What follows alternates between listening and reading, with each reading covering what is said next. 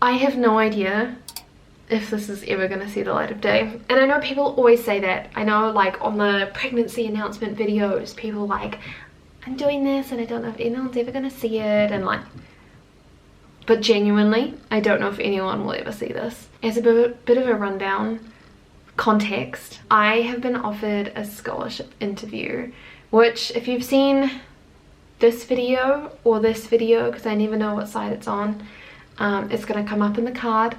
I am unfunded. I'm doing a PhD in Germany, partially because Germany is incredible and there's so many opportunities here, but also because it's free to do a PhD here. You can pay 100 euros a semester and get this incredible education. And for being someone unfunded, that makes it accessible, which is awesome. But it's also a bit stressful because it means that I am having to fall into my old habits, or the necessity to work while studying. And for the place that I'm in at the moment, which is not a great place, I'm okay, I'm doing fine, but I'm not thriving. I'm not doing great. It'll be another video some point in the future. I am not coping with a lot of stress, and I'm not able to work really long hours anymore, which is just a place I'm in. I'm trying to accept it and know that if I don't work on this now, it's just going to keep affecting me in the future. So it's fine, I'm good. But basically, for the first time in a year and a half, I have been offered a scholarship interview, and let me tell you, last week was so much stress and so much pressure, feeling like I had to do everything, like live and breathe preparing for this interview, which I feel like is worth it. I know that I need to put my all into this interview and make sure that I try my hardest, because this is, I think, the best shot that I have for an interview for a scholarship here in Germany.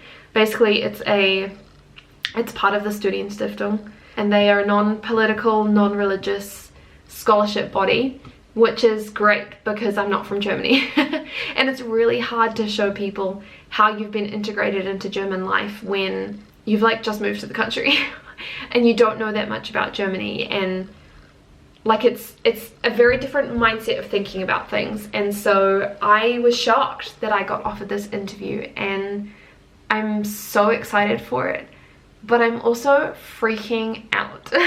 So last week I had lots of stress. I was feeling incredibly run down. I was feeling like I wasn't sleeping properly. My mental health took a dive on Thursday and I didn't get anything done. Friday morning, I kind of breathed through it. I did a mock interview with my colleagues, which I'm so thankful for that they do that, because I'm not somebody who tells people when I get interviews. I feel like I come from New Zealand, which is a very toxic mindset of tall poppy syndrome, feeling like you can't be good at something, feeling like you're not allowed to be, that you're not good enough for these kind of things and you're going to fail. Like, it's this whole thing that I want to do a video about at some point, but I definitely feel like it's a very toxic mindset.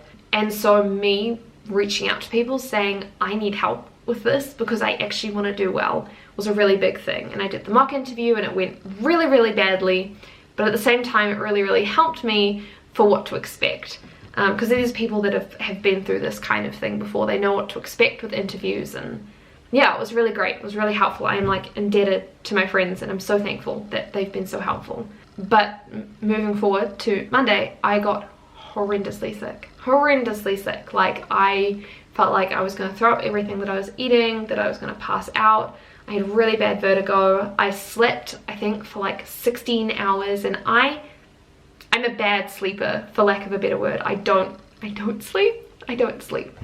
And so the fact that I was sleeping that much and that I had really bad vertigo and that I was stressing, I think it was my body sick, but also telling me that I need to slow down, which kind of got me into this idea of realizing that I'm doing way too much and I'm stressing out too much and I need a change in my life, which led to the perfectionism video, which went up. So I can link that here as well if you haven't seen it. But basically it has meant that I've pretty much had no prep time this week, and part of me is stressing out and feeling like I should have done more, I could have done more, and the other half of me is saying, do you know what will be will be. Maybe this was my body telling me that I actually just need to calm down and just be myself and trust that I know this topic and trust that this is something that I'm doing and I should be able to answer these questions, and I've just got to be positive, and I've just got to essentially sell myself and sell why this is a good topic and why it should be funded. And yeah, I don't know, I'm trying to undo like my whole upbringing that tells me that I'm not good enough and that I'm not going to be able to do this, because I feel like that's the Kiwi mindset, is you don't psych yourself up and you don't be good at something because otherwise you're being selfish and otherwise you're being too good and you think you're higher and mightier than everybody. And I'm just trying to be like, do you know what? I've worked flipping hard. I've worked so hard and I've battled through a lot of stuff. I feel like, I don't know, is it bad of me to say that I feel like I deserve this and that I hope that I get this? That feels selfish.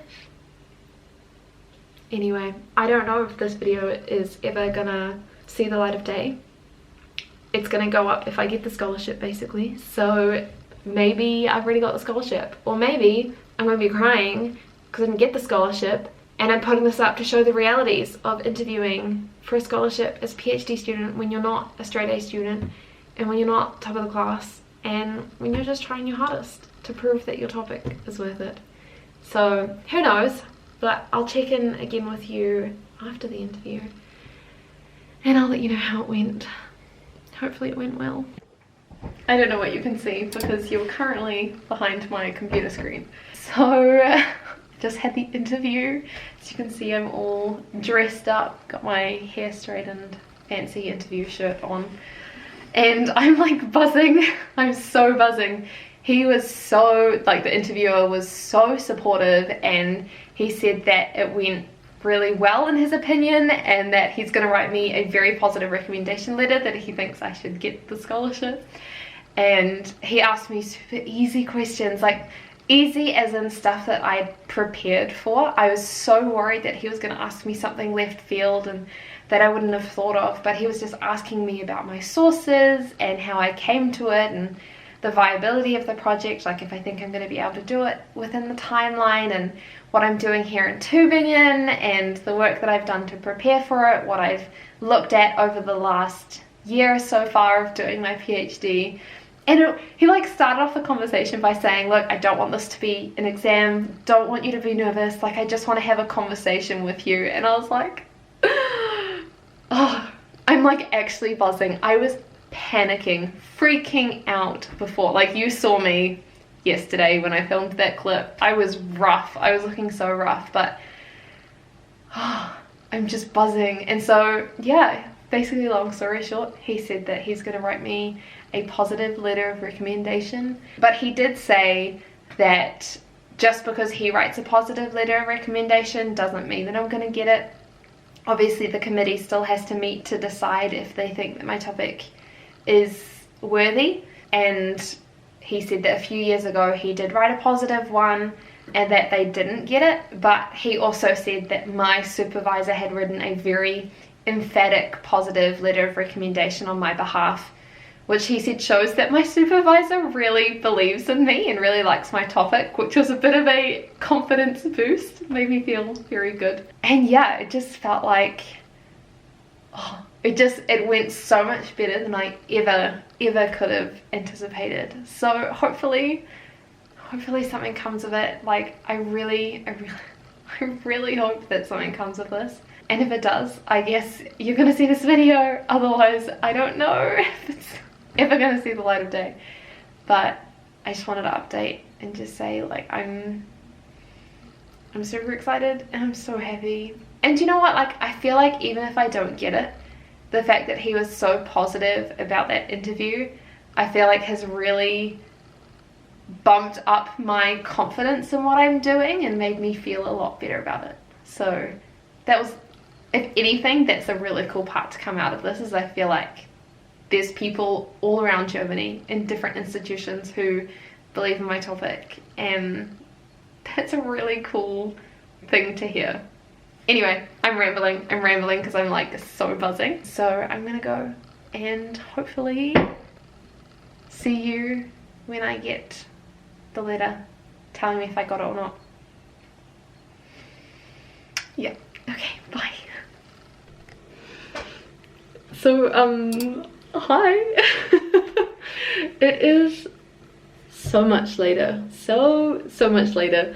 These clips were filmed in February. It has to have been February. That's when... So in January, I was offered a interview for the Student of Tübingen. For a bit of context, because I realized I actually just didn't introduce everything. I genuinely thought that I wasn't going to hear back about this. It's a pretty prestigious scholarship body in the sense that it's not history focused, it's not humanities focused, it's like a general academic excellence scholarship board.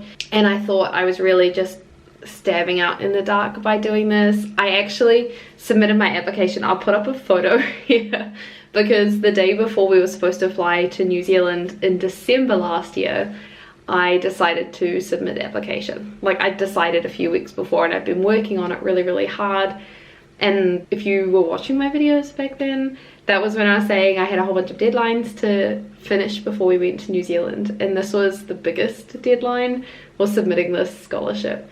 And so I was running around like crazy on our final day in Germany to go and get like my Fachgutachten, which is like a recommendation letter from my supervisor, and I had to get him to sign something, and I had to then go and print everything out and make sure that everything was corrected and updated, and then I had to submit it via post. So I had to go to the nearest post shop, which I was supposed to do all down in the office, and I know where that post shop is, but I ended up having to pick up the documents from my supervisor's house, and he lives near me, so I then had to find another post shop, and I was just running around back and forth. I pretty much spent the whole day when I was supposed to be packing, organizing this thing, because my thought was it's gonna take a few weeks for them to process it, and I'd rather that happen when I'm in New Zealand than either sending it from New Zealand, and I didn't know how long it would take to get there over the Christmas break, but also instead of sending it when we got back from New Zealand, because obviously that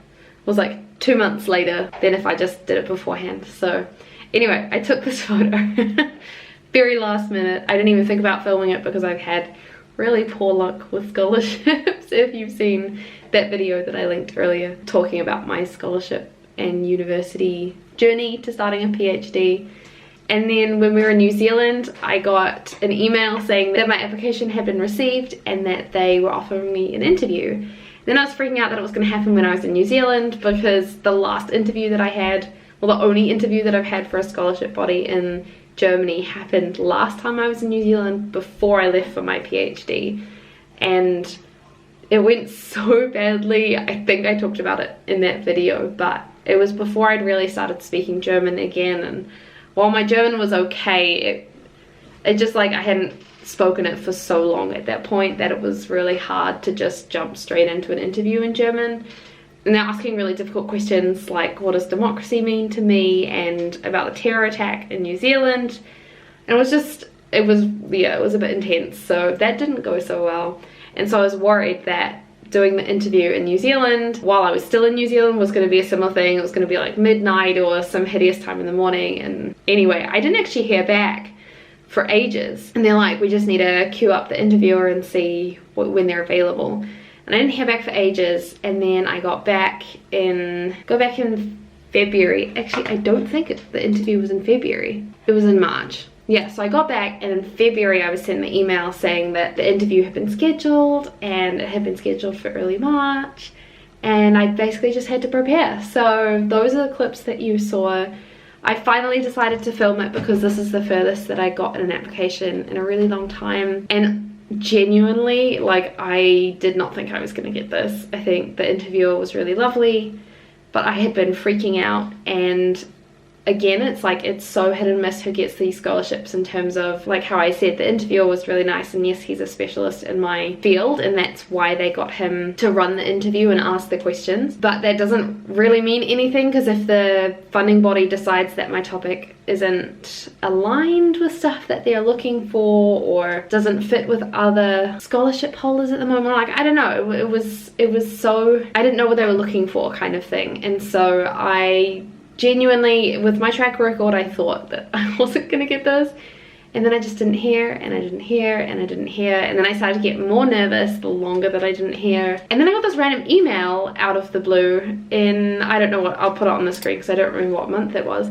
but it was saying that they finally received the second recommendation, and that because they finally received it, that they'll assess my application at the next meeting. And I knew that they met quarterly, but I didn't know when the next quarterly meeting was, because I didn't know when the last one was. I assumed that the last one was in January when I got the offer of an interview, but I could be totally wrong, who knows. And I also didn't know that there was going to be a second reviewer, and that the reviewer was anonymous, so I had no idea who it was, but that they'd essentially been waiting for that. And so it said in the email, we finally received it, we'll do it in the next meeting and you'll find out mid-May. And I booked a trip for legit mid-May onwards. I think we left on the 16th or 17th of May and we got back on May 30th. So I was like, I'm either finding out before I go on this trip or when I get back from this trip. And it's the same thing where I submitted it by post and I was going to get the notification by post, so I was rapidly checking every single day my letterbox, just trying to be there in case it came, and it didn't come basically. And so we went on this trip to England, which I filmed, you can see that up here. And the whole time I pretty much put a taboo on it, where I said to Luke, I don't want to talk about it the whole trip, I don't want to think about it, I don't want to have a conversation about it, because if I have a conversation about it, I'm going to start freaking out. And so I just left it. We had a really lovely trip. And then the day came that we were traveling back, and we had so many issues coming back. The flight was absolutely fine, but then there's a direct train from Nuremberg to Stuttgart, and then you can take a direct train from Stuttgart to Tübingen. We were supposed to take 2 trains. It was supposed to be like 3 hours. We were going to get back at a good time, and the direct train got cancelled, and we ended up having to take 6 trains. It took like, instead of 3 hours, I think it took like 5 or 6 hours. It was absolutely hideous, and I was just so exhausted. And it got to the bus ride up the hill to our house, and I said to Luke, like, I almost feel like I'm glad that this day has gone badly, because I feel like if I don't get this scholarship, I can just take it in my stride and I can mope about and be upset that it was a bad day and then just move on with it tomorrow. This was assuming that the letter was going to be in the letterbox, but that if I do get it, then it's going to be a really good, positive, uplifting, we've had a bad day, but I got the scholarship. And I was really just ready for anything. And we got back and we got to the letterbox and I opened it. And this is what I saw.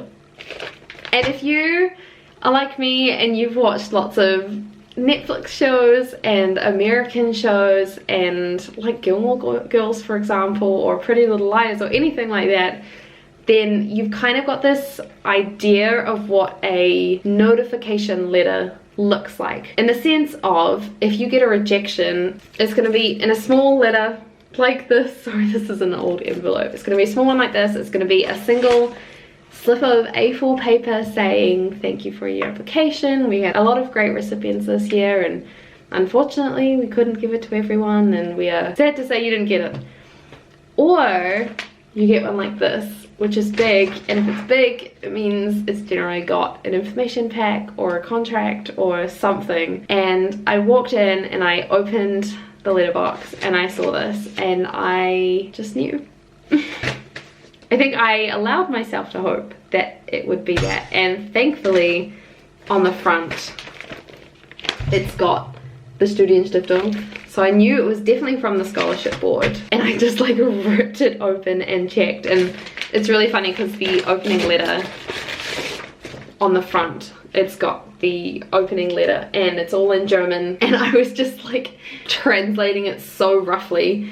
And there's a few words on here where it's got positive, the German word for application, and I think that's about as far as I got, and I just burst out crying and I ran out of the room and I ran to Luke and I just basically was like, I got it kind of thing. And he's like, have you actually read it yet?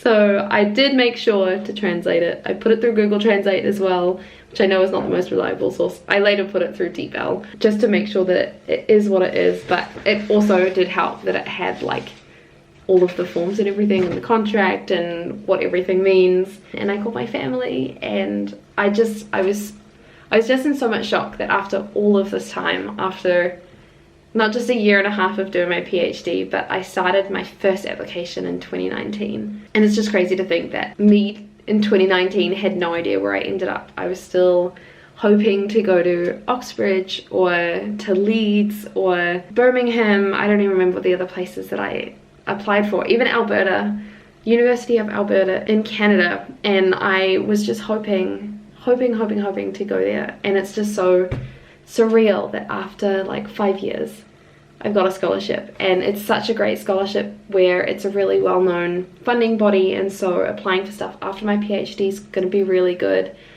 And they've got a really great program for during my PhD, so I've got people that I can meet, and there's so many events where you can meet other people and network and share your research, and it's such a cool opportunity and a training program for during my PhD, and it's so well recognized that it feels like it's really setting me up for good at the end of my PhD. And it's also an incredible scholarship in the sense that it pays really well. So it's currently 1,450 euros, but they've just passed a thing saying that it's going to be increasing over the next few years, and it's for 3 years, which is crazy. Like, I have funding guaranteed for 3 years, which means my first year when I got super sick and I didn't get as much done as I wanted to, it doesn't matter anymore because I've got 3 years of funding. And so it doesn't matter if my PhD takes 4 years or 4.5 years or 5 years even. Like, I've got this opportunity where I can just work on my PhD, and I don't need to stress about money, and I don't need to stress about time. It just feels like it's all worked out, and I'm in an incredible university, and I'm meeting incredible people, and I've got an incredible supervisor, and it's all worked out. And so I just wanted to come on here and say thank you for supporting me. And I don't know, I'm really proud of myself for achieving this, and I'm so thankful to be here doing my PhD. Anyway, I don't know how to end this because I'm still in shock, and I'm still figuring things out with the scholarship board, and I'm still going with stuff. But thank you for watching this crazy journey, and I hope that a lot of things will come out of this that you'll see, because it'll be on YouTube. But I'm just going to end it there, and I will see you with another video very soon. Bye.